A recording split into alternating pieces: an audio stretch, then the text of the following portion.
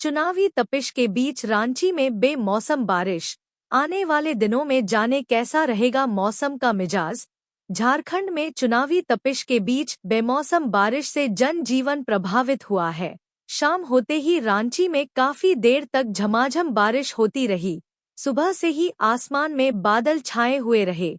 मौसम केंद्र के मुताबिक बंगाल की खाड़ी के दक्षिण पूर्व में डिप्रेशन की वजह से मौसम के मिजाज में बदलाव हुआ है। बुधवार को रांची के अलावा धनबाद, गुमला, पूर्वी सिंहभूम, पश्चिमी सिंहभूम, खूंटी और लोहरदगा के कई हिस्सों में मेघ गर्जन के साथ बारिश हुई है। यह सिलसिला आने वाले दिनों में भी देखने को मिल सकता है। मौसम केंद्र का अनुमान है कि 17 अक्टूबर को राज्य के उत्तर पूर्वी, दक्षिणी और निकटवर्ती मध्य भागों में हल्के से मध्यम दर्जे तक की बारिश हो सकती है। इसका सीधा असर देवघर, धनबाद, गोड्डा, दुमका, गिरिडीह, जामताड़ा, पाकुड़, साहिबगंज के अलावा पूर्वी सिंहभूम, पश्चिमी सिंहभूम, सिमडेगा और सरायकेला के साथ साथ रांची और आसपास के जिलों में पड़ सकता है।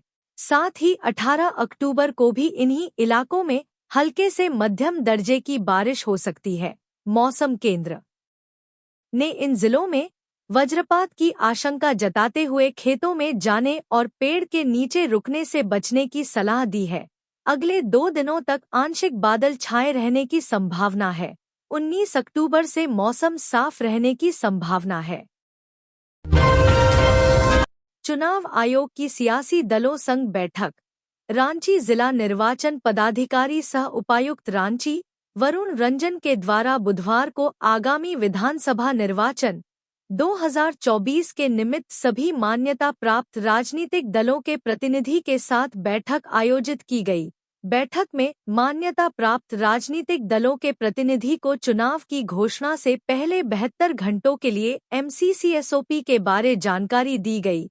बैठक में उप निर्वाचन पदाधिकारी रांची विवेक कुमार सुमन, सभी मान्यता प्राप्त राजनीतिक दलों के प्रतिनिधि एवं संबंधित सभी पदाधिकारी उपस्थित थे। जिला निर्वाचन पदाधिकारी सह जिला निर्वाचन पदाधिकारी रांची वरुण रंजन के द्वारा चुनाव की घोषणा से पहले 72 घंटों के लिए MCCSOP के बारे जानकारी दी गई। आदर्श आचार संहिता के दौरान हजारीबाग पुलिस की बड़ी कार्रवाई, एक बैग से 6 लाख रुपए बरामद। आदर्श आचार संहिता लगते ही प्रशासन पूरी तरह से अलर्ट हो गया है। इसी क्रम में बुधवार को चौपारण थाना गेट के सामने संयुक्त वाहन चेकिंग के दौरान महारानी बस में रखे बैग से 6,22,000 नकद के साथ एक व्यक्ति को पकड़ा है। दरअसल झारखंड विधानसभा चुनाव की घोषणा होते ही राज्य में आदर्श आचार संहिता लागू हो गई है। आचार संहिता लगते ही चौपारण थाना प्रभारी अनुपम प्रकाश अपने दलबल के साथ सक्रिय भूमिका में आ गए हैं। इसी क्रम में थाना गेट के सामने GT रोड पर जा रही महारानी यात्री बस में सवार एक व्यक्ति से 6,22,970 रुपए नकद जब्त किया गया है। जब्त रकम किसकी है और किस उद्देश्य से ले जाई जा रही थी, इसकी जांच की जा रही है। पकड़ा गया व्यक्ति कमलेश प्रसाद शर्मा बिहार के गया जिले का रहने वाला है। इस संबंध में थाना प्रभारी अनुपम प्रकाश ने बताया कि गिरफ्तारी के बाद वरीय पदाधिकारियों और FST टीम के दंडाधिकारी प्रदीप कुमार पासवान को सूचना दे दी गई है। जब्त रकम को जब्ती सूची बनाकर विधिवत जब्त कर लिया गया है। जब्त रुपए और गिरफ्तार व्यक्ति को आगे की कार्रवाई के लिए FST टीम के दंडाधिकारी को सौंप दिया गया है। थाना प्रभारी अनुपम प्रकाश ने यह भी कहा कि विधानसभा चुनाव को कदाचार मुक्त कराने के लिए प्रशासन पूरी तरह तैयार है। वरीय पदाधिकारियों के आदेश के बाद चुनाव आयोग द्वारा जारी आचार संहिता के नियमों का सख्ती से पालन किया जाएगा। छापेमारी टीम में CO संजय कुमार यादव के साथ sub inspector Bindeshwar Mahato, sub inspector Badal Kumar Mahato, sub inspector Mohammad Kamruddin और सशस्त्र बल शामिल थे। गैस सिलेंडर के सिंबल पर JDU लड़ेगी झारखंड विधानसभा का चुनाव। नीतीश कुमार की पार्टी जनता दल यूनाइटेड झारखंड में गैस सिलेंडर के सिंबल पर चुनाव लड़ेगी। चुनाव आयोग की ओर से इसकी आधिकारिक घोषणा कर दी गई है। विधानसभा चुनाव के तारीखों का ऐलान हो चुका है। बता दें कि झारखंड में जदयू एनडीए गठबंधन का हिस्सा है। एनडीए की ओर से अब बहुत जल्द प्रत्याशियों की सूची जारी कर दी जाएगी। एनडीए गठबंधन में जदयू के साथ सीट शेयरिंग का फॉर्मूला लगभग तय माना जा रहा है। झारखंड चुनाव प्रभारी खीरू महतो के बयानों के मुताबिक जदयू आलाकमान 9 से 10 सीटों पर चुनाव लड़ने की इच्छा जताई थी। हालांकि सूत्रों के अनुसार जदयू को 2 सीटें ही मिलने जा रही है और इस पर केंद्रीय नेतृत्व की सहमति बन चुकी है। जानकारी हो कि जमशेदपुर पूर्वी से निर्दलीय विधायक सरयू राय हाल के दिनों में जदयू ज्वाइन कर ली है। इससे यह साफ हो गया है कि जमशेदपुर पूर्वी की सीट जदयू के खाते में चली गई है। इसके अलावा दूसरी सीट कौन सी होगी, इस पर फिलहाल संशय बरकरार है। झारखंड हाई कोर्ट का राज्य सरकार को निर्देश, रांची में ध्वनि प्रदूषण की रोकथाम को लेकर सख्ती से करें आदेश का पालन। झारखंड हाईकोर्ट में बुधवार को राजधानी रांची में बढ़ रहे ध्वनि प्रदूषण को लेकर सुनवाई हुई। इस दौरान कोर्ट के स्वतः संज्ञान और शहर में बैंक्वेट हॉल, धर्मशाला, मैरिज हॉल में लाउडस्पीकर व डीजे के साथ रात 10:30 बजे के बाद बारात लगने से होने वाली ध्वनि प्रदूषण रूल के उल्लंघन को लेकर दाखिल झारखंड सिविल सोसाइटी की ओर से दायर जनहित याचिका पर सुनवाई हुई। इस दौरान हाईकोर्ट की खंडपीठ ने रांची में ध्वनि प्रदूषण को लेकर राज्य सरकार को कोर्ट के 19 सितंबर 2023 के आदेश का सख्ती से अनुपालन करने का निर्देश दिया। इस मामले में सुनवाई के दौरान हाईकोर्ट की खंडपीठ ने कहा है कि अगर ध्वनि प्रदूषण को लेकर कोई भी शिकायत करता है तो उसके नाम का खुलासा न किया जाए। इससे उसे किसी तरह की परेशानी का सामना नहीं करना पड़ेगा। प्रार्थी की ओर से कोर्ट को बताया गया कि ध्वनि प्रदूषण को लेकर कोर्ट ने 19 दिसंबर 2023 को विस्तृत आदेश पारित किया था, लेकिन इसे लेकर राज्य सरकार गंभीर नहीं है। कहा गया कि ध्वनि प्रदूषण को रोकने के लिए साल 2019 में गठित टास्क फोर्स कोर्ट के आदेश का सही तरीके से अनुपालन नहीं कर पा रही है। इस सुनवाई में खंडपीठ को यह भी बताया गया कि कई साइलेंट जोन, जिनमें सीसीएल के गांधीनगर अस्पताल शामिल हैं, इसके आसपास भी ध्वनि प्रदूषण हो रहे हैं, जबकि साइलेंट जोन में ध्वनि प्रदूषण नहीं होना चाहिए। खंडपीठ को प्रार्थी की ओर से बताया गया कि रांची में ध्वनि प्रदूषण को लेकर शिकायत करने वालों का नाम सार्वजनिक हो जाने के कारण उन्हें डर का सामना करना पड़ रहा है। निर्भीक होकर करें मतदान, शांतिपूर्ण चुनाव संपन्न कराने पहुंचे जवान। झारखंड में विधानसभा चुनाव को शांतिपूर्ण तरीके से संपन्न करवाने के लिए केंद्रीय बलों का झारखंड आना शुरू हो गया है। बुधवार को राजधानी रांची के हटिया रेलवे स्टेशन पर सैकड़ों की संख्या में जवान ट्रेन में सवार होकर रांची पहुंचे हैं। स्टेशन पहुंचने पर जवानों का भव्य स्वागत किया गया। झारखंड में विधानसभा चुनाव का बिगुल बज चुका है। नवंबर महीने की 13 और 20 तारीख को 2 चरणों में झारखंड की 81 विधानसभा सीटों पर मतदान होना है। शांतिपूर्ण मतदान संपन्न करवाने में केंद्रीय बलों की भूमिका बेहद महत्वपूर्ण होती है। ऐसे में शांतिपूर्ण तरीके से विधानसभा चुनाव को संपन्न करवाने के लिए केंद्रीय बलों का आगमन झारखंड में शुरू हो गया है। बुधवार को विशेष ट्रेन से सीआरपीएफ, बीएसएफ और आईटीबीपी के जवान रांची पहुंचे हैं, जिसमें सीआरपीएफ की 1, बीएसएफ के 7 और आईटीबीपी की 2 कंपनियां शामिल हैं।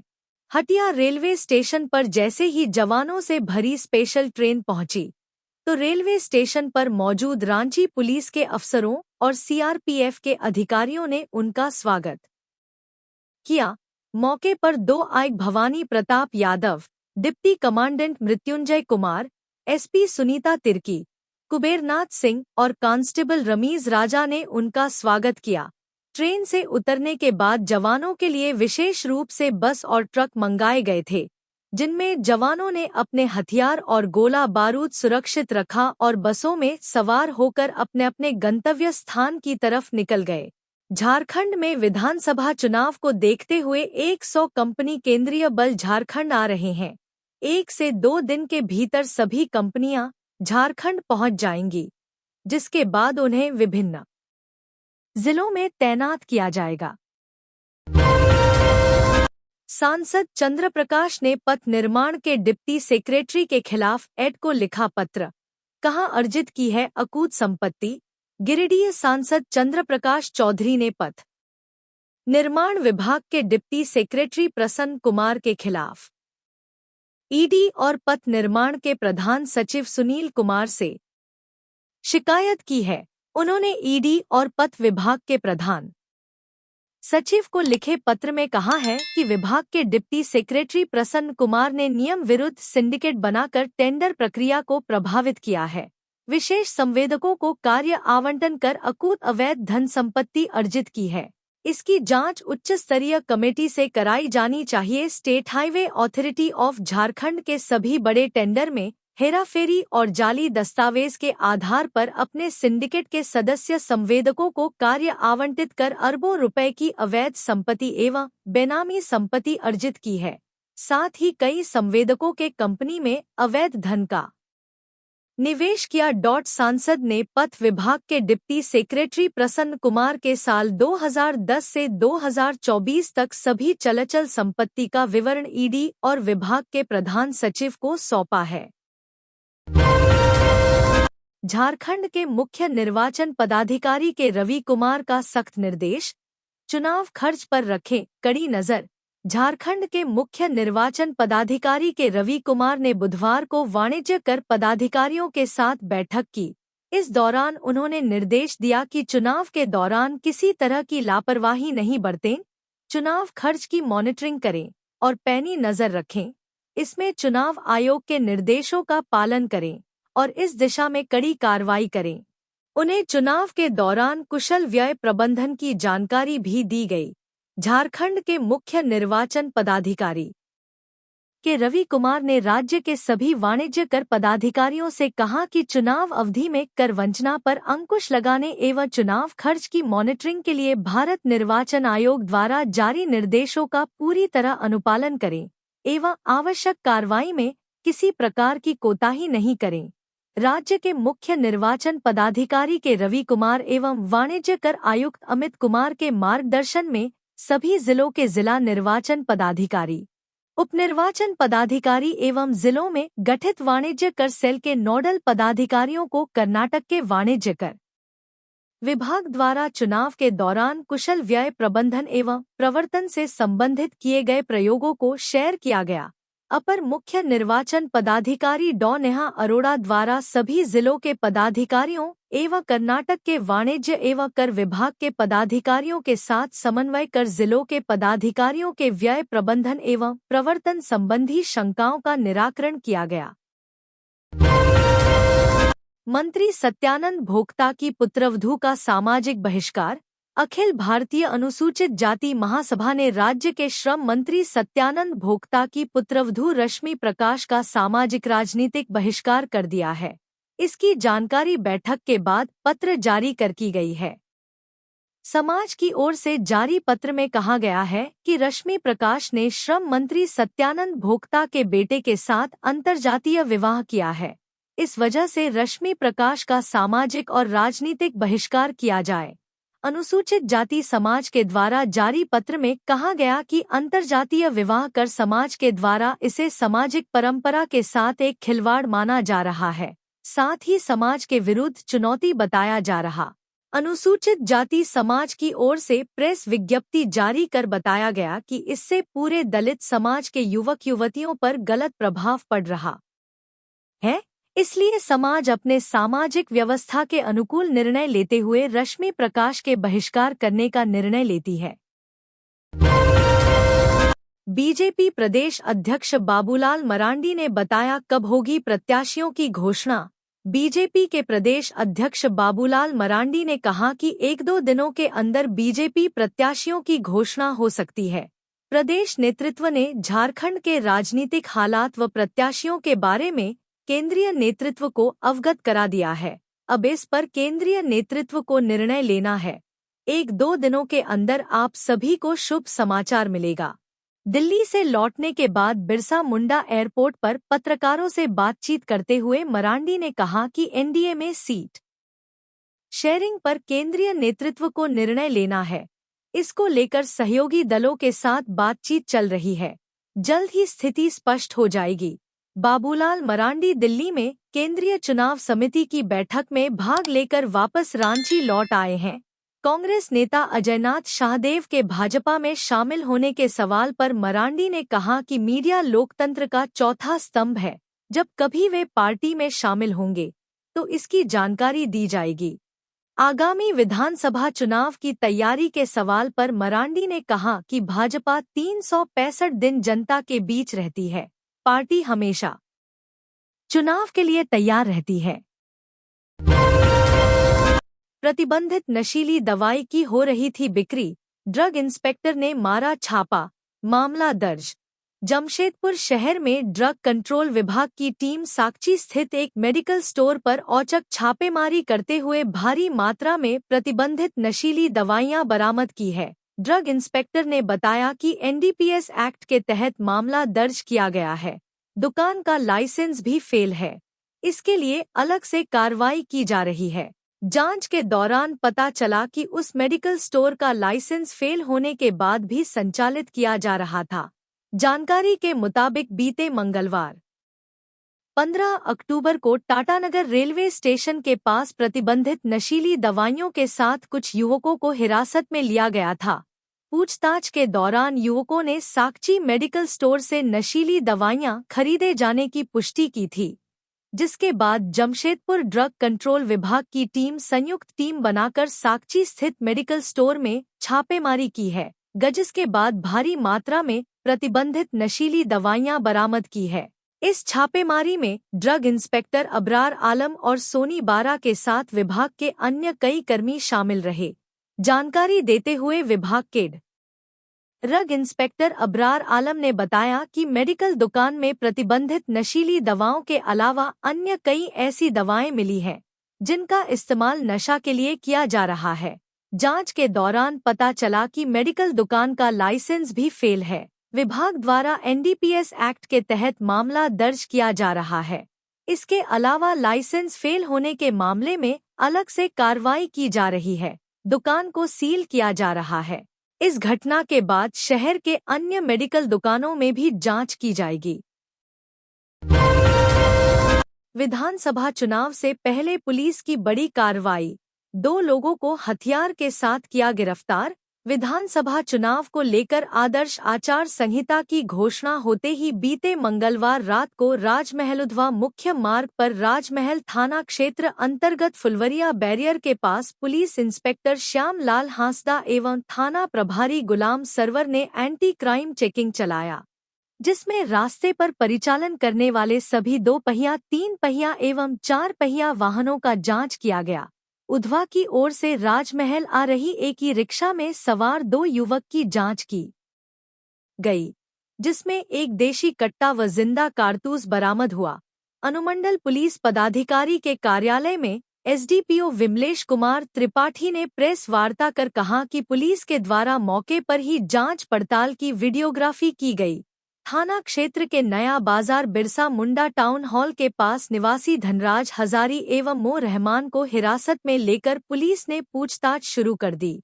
हिरासत में ले गए दोनों युवकों ने देसी कट्टा को डिलीवरी करने की बात पुलिस के समक्ष स्वीकार की है। इधर थाना प्रभारी गुलाम सरवर के बयान पर थाना कांड संख्या 186/24 में आर्म्स एक्ट के तहत प्राथमिकी दर्ज करते हुए दोनों युवकों की गिरफ्तारी की पुष्टि कर राजमहल न्यायालय में प्रस्तुत करते हुए जेल भेज दिया है। गिरफ्तार युवकों से पूछताछ में कई राज पुलिस के सामने आए हैं। पुलिस के हाथ कई मोबाइल नंबर भी लगे हैं। पुलिस के सामने अन्य 2 से 3 लोग के नाम भी सामने आया है। पुलिस सभी बिंदुओं की जांच कर कुंडली खंगालने में जुड़ी है। सुविधा ऐप से प्रत्याशियों को नामांकन प्रक्रिया में मिलेगी मदद। जानिए ये कैसे काम करता है। विधानसभा निर्वाचन की घोषणा के उपरांत मुख्य निर्वाचन पदाधिकारी ने की सभी मान्यता प्राप्त राजनीतिक दलों के साथ बैठक के बाद मुख्य निर्वाचन पदाधिकारी के रवि कुमार ने कहा है कि विधानसभा आम निर्वाचन की घोषणा के साथ ही राज्य में आदर्श आचार संहिता लागू हो गई है।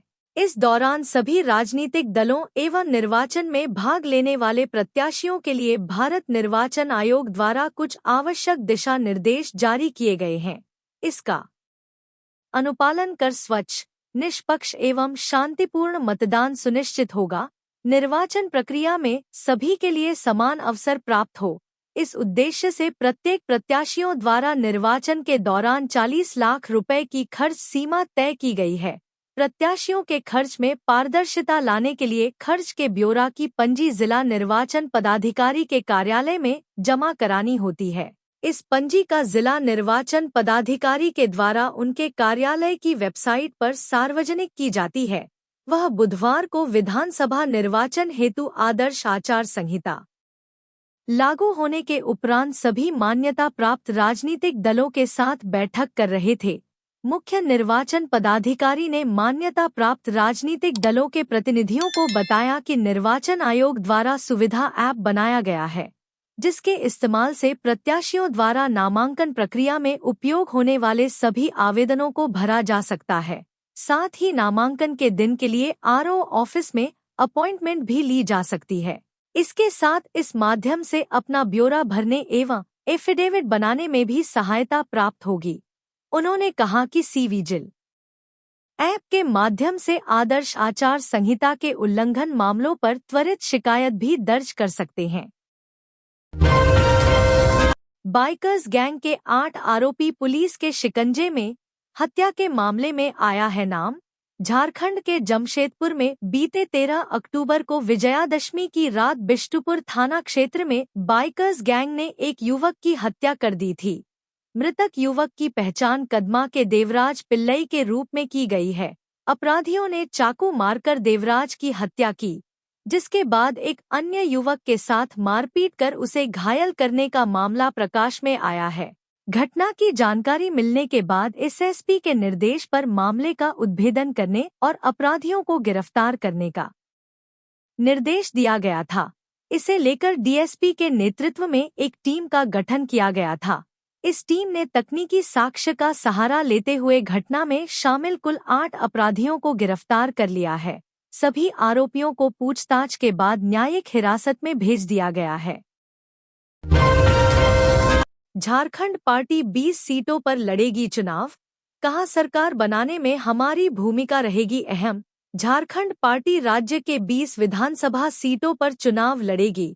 पार्टी प्रमुख एनोस एक्का ने बुधवार को 5 सीटों के लिए उम्मीदवारों की घोषणा कर दी है। रांची के कार्निवल बैंक्वेट हॉल में आयोजित प्रेस कॉन्फ्रेंस में बताया गया कि मनोहरपुर से महेंद्र जमुदा, सिमडेगा से आयरन एक्का, चाईबास से कोलबंस हांसदा, काके से अनिल कुमार पासवान और कोलेबिरा से संदेश एक्का का उम्मीदवार बनाया गया है। नई सरकार बनाने में झारखंड पार्टी की भूमिका अहम रहेगी। एनोस एक्का ने बताया कि 2 दिनों के बाद बचे हुए सीटों पर उम्मीदवारों की घोषणा कर दी जाएगी। उन्होंने कहा कि झारखंड के हित की बात करने वाले और सम्मान विचारधारा वाले दलों से भी गठबंधन किया जाएगा। जो भी नई सरकार बनेगी उसमें झारखंड पार्टी की भूमिका अहम होगी। राजकुमार मुंडा ने थामा झापा का दामन। कार्निवल बैंक्वेट हॉल में आयोजित कार्यक्रम में पूर्व विधायक स्वर्गीय समेश सिंह मुंडा के बड़े पुत्र राजकुमार मुंडा ने अपने समर्थकों के साथ झारखंड पार्टी का दामन थाम लिया। बता दें कि राजकुमार मुंडा के भाई विकास मुंडा झामुमो के विधायक है। इस बार वे तमाड़ से चुनाव लड़ने की तैयारी में है। गुमला में एक ही परिवार के 3 लोगों की मौत, स्कूटी की टक्कर के बाद हाईवा ने कुचला। गुमला जिले में हुए भीषण सड़क दुर्घटना में एक ही परिवार के 3 लोगों की मौत हो गई। घटना सदर थाना क्षेत्र के तसेरा मोड़ के पास बुधवार की शाम करीब 4 बजे की है, जहां बाइक सवार को एक स्कूटी ने टक्कर मारी दी, जिससे बाइक सवार जमीन पर गिर गए। इसी बीच पीछे से आ रही हाईवा ने उन्हें कुचल दिया। हादसे में पति पत्नी और बहन की मौत हो गई। मृतकों में पालकोट छिकिरमा सुंदरपुर पोराटोली निवासी 50 वर्षीय शनिचर बड़ाइक, उनकी 45 वर्षीय पत्नी रोहिता देवी और शनिचर की 40 वर्षीय बहन सालो देवी शामिल हैं। घटनास्थल पर ग्रामीणों की भीड़ लग गई। सूचना मिलने पर गुमला पुलिस शाम 6 बजे घटनास्थल पर पहुंची और शव उठाने की तैयारी में जुट गई। जानकारी के अनुसार शनिचर बड़ाइक अपनी पत्नी रोहिता और बहन सालो को अपनी बाइक पर बैठाकर मुरकुंडा ले जा रहे थे। उसी दौरान एक स्कूटी ने उनकी बाइक में टक्कर मार दी, जिससे वे अनियंत्रित होकर गिर पड़े। इसी बीच पीछे से आ रही हाइवा ने शनिचर और उनकी बहन को बुरी तरह कुचल दिया, जिससे शनिचर और सालो की मौके पर ही मौत हो गई। वहीं रोहिता गंभीर रूप से घायल हो गईं। स्थानीय लोगों की मदद से उन्हें गुमला सदर अस्पताल लाया गया, जहां डॉक्टर ने उन्हें भी मृत घोषित कर दिया। गुमला सीडीपीओ सुरेश प्रसाद यादव ने घटना की पुष्टि करते हुए बताया कि शराब पीकर गाड़ी चलाने और तेज गति से वाहन चलाने के कारण गुमला में आए दिन दुर्घटनाएं होती रहती हैं। प्रशासन लगातार लोगों को इसके प्रति जागरूक कर रहा है। केंद्रीय मंत्री अर्जुन राम मेघवाल ने हेमंत सरकार पर साधा निशाना। बीजेपी अनुसूचित जाति मोर्चा ग्रामीण जिला धनबाद की ओर से चिरकुंडा टाउन हॉल में आयोजित प्रबुद्धजन सम्मेलन को संबोधित करते हुए केंद्रीय कानून मंत्री अर्जुन राम मेघवाल ने कहा कि झारखंड में इस बार एनडीए गठबंधन की सरकार बनेगी। मेघवाल ने कहा कि डबल इंजन सरकार बनने के बाद ही झारखंड का सर्वांगीण विकास संभव है। जनता ने इस बार मन बना लिया है कि राज्य में बीजेपी की सरकार लाएगी। केंद्रीय मंत्री ने कहा कि मोदी जी के नेतृत्व में देश लगातार विकास के पथ पर अग्रसर है। महिलाओं के सशक्तिकरण के लिए मोदी जी ने नारी वंदन अधिनियम के द्वारा लोकसभा व विधानसभा में 33% आरक्षण देने का काम किया है। उन्होंने कहा कि झारखंड में भ्रष्टाचार बढ़ा है, दलितों व महिलाओं पर अत्याचार बढ़ा है, इसलिए इस सरकार को उखाड़ फेंकने का समय आ गया है। हरियाणा में अनुसूचित जाति मोर्चा ने बेहतर प्रदर्शन कर वहां बीजेपी की सरकार बनाने का काम किया है। झारखंड में भी एससी मोर्चा बेहतर प्रदर्शन करते हुए एनडीए गठबंधन की सरकार बनाने में अहम भूमिका निभाने का काम करेगा। उन्होंने कहा कि मोदी है तो मुमकिन है और कमल का निशान सुशासन व विकास का निशान है। विधानसभा चुनाव से पहले पुलिस को मिली बड़ी सफलता, 6 लाख की अवैध शराब बरामद। पलामू जिले के पड़वा पुलिस ने अवैध तरीके से शराब बेचने वाले कारोबारियों के खिलाफ बड़ी कार्रवाई करते हुए लगभग 6 लाख रुपए का अंग्रेजी शराब बरामद किया है। यह जानकारी पुलिस निरीक्षक अनिल कुमार सिंह एवं पड़वा थाना प्रभारी चंद्रशेखर यादव ने संयुक्त रूप से दिया। थाना प्रभारी चंद्रशेखर यादव ने बताया कि विधानसभा चुनाव को देखते हुए पुलिस अधीक्षक रिश्मा रमेशन के निर्देश पर दिन व रात में गश्ती बढ़ा दी गई है। मंगलवार की रात पुलिस वन विभाग के नाका के पास गश्ती पर थी। इसी दौरान पड़वा मोड़ के तरफ से मेदिनीनगर के तरफ आ रहे पिकअप वाहन को संदेह के आधार पर पुलिस ने रुकने का इशारा किया, लेकिन चालक वाहन नहीं रोका। पुलिस ने जब वाहन का पीछा किया तो पकड़े जाने के डर से पड़वा मध्य विद्यालय के पास वाहन खड़ा कर चालक अंधेरे का लाभ लेते हुए फरार हो गया। थाना प्रभारी चंद्रशेखर यादव ने बताया कि जब वाहन की जांच की गई तो वाहन में शराब की पेटी थी। छानबीन के दौरान पाया गया कि शराब उत्तर प्रदेश से पलामू लाया जा रहा था, क्योंकि शराब की पेटी पर सेल फॉर उत्तर प्रदेश लिखा हुआ है। थाना प्रभारी चंद्रशेखर यादव ने बताया कि उम्मीद की जा रही है कि विधानसभा चुनाव को देखते हुए शराब कारोबारी दूसरे राज्यों से शराब लाकर स्टॉक करना चाह रहे हैं, ताकि चुनाव के दौरान बड़े पैमाने पर बिक्री किया जा सके। बाबूलाल मरांडी ने पंडरा में दर्ज केस की सीबीआई जांच पर दिया जोर। आयोग को पत्र लिखकर कहा, चुनाव हो सकते हैं प्रभावित। बीजेपी प्रदेश अध्यक्ष बाबूलाल मरांडी ने चुनाव आयोग को एक पत्र लिखकर पंडरा में दर्ज मामले को सीबीआई को ट्रांसफर करने का अनुरोध किया है। कहा है कि ऐसा नहीं करने पर सत्ता पक्ष चुनाव को प्रभावित कर सकता है। मरांडी ने पंडरा ओपी सुखदेव नगर पीएस द्वारा दर्ज एफआईआर की जांच सीबीआई से कराने की मांग की है। मरांडी ने कहा है कि पंडरा ओपी में ये मामला दर्ज है, जिसमें सुजीत कुमार नामक एक जालसाज, जो एक कथित वकील है, पर ऐड को मैनेज करने के नाम पर सरकारी अधिकारियों से ठगी करने का आरोप लगाया गया है। पता चला है कि जांच अधिकारी और जांच से जुड़े अन्य पुलिस अधिकारी इस मामले का इस्तेमाल कई सरकारी अधिकारियों से भारी मात्रा में धन उगाही करने में कर रहे हैं। साथ ही सरकारी अधिकारियों के निर्देश पर विपक्षी राजनीतिक दलों को फंसाने के लिए इस केस का इस्तेमाल किया जा रहा है। ईडी को मैनेज करने के नाम पर राशि की जो धोखाधड़ी हुई है, उस राशि इस्तेमाल चुनाव के लिए किया जा रहा है। मरांडी ने आरोप लगाया है कि इसके पीछे सत्ता पक्ष के लोग काम कर रहे हैं। मरांडी ने कहा है कि कई सरकारी अधिकारी जो सीधे जांच के दायरे में हैं, उन्हें चुनाव के दौरान पुलिस को मैनेज करने और उनके एजेंट के रूप में काम करने के लिए धमकाया जा रहा है। इसके अलावा पुलिस ने संजीव पांडे और आरोपी वकील सुजीत कुमार नामक 2 व्यक्तियों को हिरासत में लिया है। उन्हें जगन्नाथ थाना, सुखदेव नगर थाना और नामकुम थाना के विभिन्न पुलिस थानों में छिपा कर रखा गया है। मजिस्ट्रेट के सामने झूठा बयान देने के लिए उन पर दबाव बनाने और उन्हें मजबूर करने के लिए भी ऐसा किया जा रहा है। वर्तमान सरकार 2 एफआईआर का इस्तेमाल सरकारी अधिकारियों को प्रभावित करने और नियंत्रित करने के लिए कर सकती है। अनुरोध है कि जांच को पुलिस एसीबी से सीबीआई को स्थानांतरित किया जाए, ताकि चुनाव निष्पक्ष और उचित तरीके से संपन्न हो सके। मवेशी लदे वाहन का पीछा कर रही पुलिस जीप पलटी, निजी चालक की मौत, एसआई समेत 3 घायल। मवेशियों से लदे वाहन का पीछा करने के दौरान हादसा हो गया। वाहन का पीछा कर रही पुलिस की जीप पलट गई। यह घटना दिल्ली कोलकाता नेशनल हाईवे के निमियाघाट थाना क्षेत्र के लक्ष्मण टुंडा मोड़ के पास हुई। घटना में डुमरी थाना की जीप चला रहे निजी चालक रंजीत साव, एसआई भास्कर ठाकुर, कांस्टेबल विवेकानंद मुर्मू, हवलदार हुलास राम घायल हो गए। घायलों को इलाज के लिए अस्पताल लाया गया, जहां से निजी चालक रंजीत को इलाज के लिए दुर्गापुर भेज दिया गया। हालांकि रास्ते में ही रंजीत की मौत हो गई। बाद में शव का पोस्टमार्टम करवाया गया।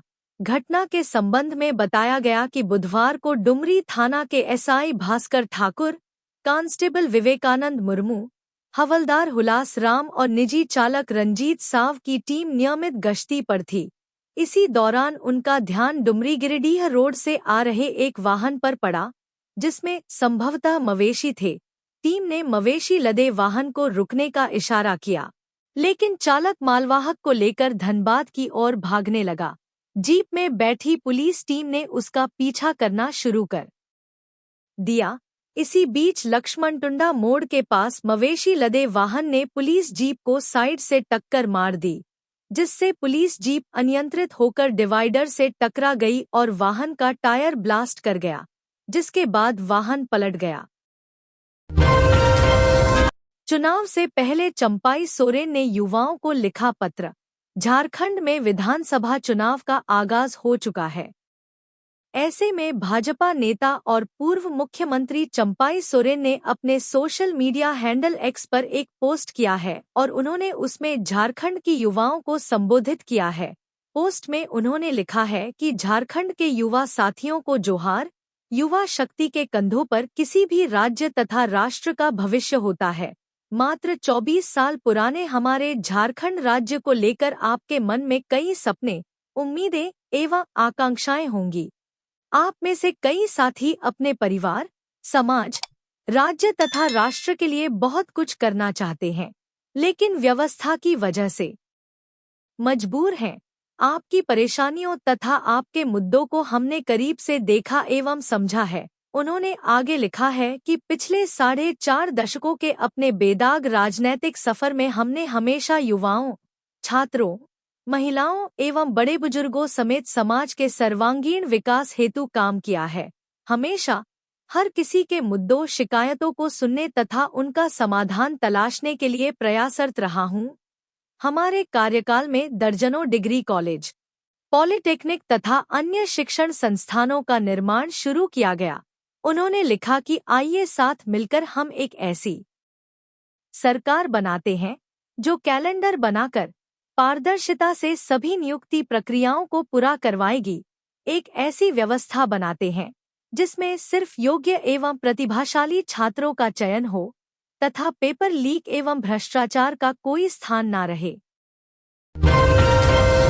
गोड्डा विधानसभा सीट पर फिर होगा भाजपा और राजद के बीच सीधा मुकाबला या तीसरा कोण बनाने में सफल होगा जेएलकेएम। जिले की गोड्डा विधानसभा सीट पर इस बार रोचक मुकाबला दिख सकता है।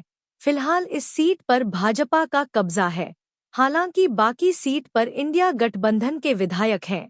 ऐसे में भाजपा की पहली प्राथमिकता है कि किसी तरह से पुरानी सीट को बचाया जाए। गोड्डा सीट से बीजेपी के अमित मंडल लगातार 2 बार से विधायक हैं। इससे पूर्व इनके पिता दिवंगत रघुनंदन मंडल विधायक थे। उनके असामयिक निधन के बाद पहले उपचुनाव जीत अमित मंडल विधायक बने थे, फिर दोबारा चुनाव जीते ही इस बार के विधानसभा चुनाव में भी इस बात की प्रबल संभावना है कि अमित मंडल को ही भाजपा उम्मीदवार बनाएगी। दूसरी ओर गोड्डा सीट से लगातार 3 बार से संजय यादव चुनाव हारे हैं। बता दें कि संजय यादव 2 बार से गोड्डा से राजद की टिकट पर विधायक रह चुके हैं। पिछला चुनाव नजदीकी मुकाबले में 4500 मत से हारे थे। अब तक दोनों के बीच सीधा मुकाबला होता रहा है। इस बार भी संभावना जताई जा रही है कि इंडिया गठबंधन से ये सीट राजद के खाते में जा सकती है और ऐसा हुआ तो संजय यादव का उम्मीदवार बनना तय है। वहीं इस बार गोड्डा विधानसभा सीट पर तीसरा कोण बनाने के लिए लगातार जेएलकेएम सुप्रीमो जयराम महतो सक्रिय हैं। पिछले दिनों जयराम गोड्डा में संकल्प सभा कर चुके हैं, जिसमें काफी भीड़ उमड़ी थी। हालांकि जेएलकेएम की ओर से प्रत्याशियों की दूसरी सूची जारी करने के बाद पार्टी के अंदर विरोध के स्वर उठने लगे हैं। दरअसल पार्टी की ओर जारी की गई सूची में परिमल ठाकुर को गोड्डा विधानसभा से जेएलकेएम का उम्मीदवार घोषित किया गया है। ऐसे में पार्टी के अंदर से ही विरोध के स्वर उठने लगे हैं। इधर परिमल ठाकुर क्षेत्र में प्रचार अभियान में जुट गए हैं। आरजेडी नेता तेजस्वी यादव 18 अक्टूबर को आएंगे रांची, सीट शेयरिंग पर होगी चर्चा। झारखंड प्रदेश राष्ट्रीय जनता दल के प्रधान महासचिव संजय प्रसाद यादव ने बताया कि बिहार विधानसभा में विपक्ष के नेता तेजस्वी प्रसाद यादव 18 अक्टूबर को रांची आएंगे। रांची में राष्ट्रीय जनता दल के सभी नेताओं, कार्यकर्ताओं से मुलाकात करेंगे, साथ ही चुनाव से संबंधित सभी से विचार विमर्श करेंगे। मुख्य प्रवक्ता डॉ मनोज कुमार ने बताया कि तेजस्वी यादव सड़क मार्ग से रांची पहुंचेंगे। वर्तमान राजनीतिक स्थिति एवं राष्ट्रीय जनता दल कितनी सीटों पर चुनाव लड़ेगा, इस पर भी अपने दल के सभी नेताओं एवं कार्यकर्ताओं के साथ विमर्श करेंगे। तो ये थी आज की झारखंड की टॉप बड़ी खबरें। इसी तरह झारखंड की हर छोटी सी बड़ी खबर देखने के लिए आप हमारे चैनल 24 झारखंड न्यूज को सब्सक्राइब करके बेल आइकन प्रेस कर ले, जिससे झारखंड की हर छोटी सी बड़ी खबर की अपडेट आप तक पहुंचता रहे। तो आज के लिए बस इतना ही। हमें दीजिए इजाजत, फिर मिलते हैं नेक्स्ट न्यूज में।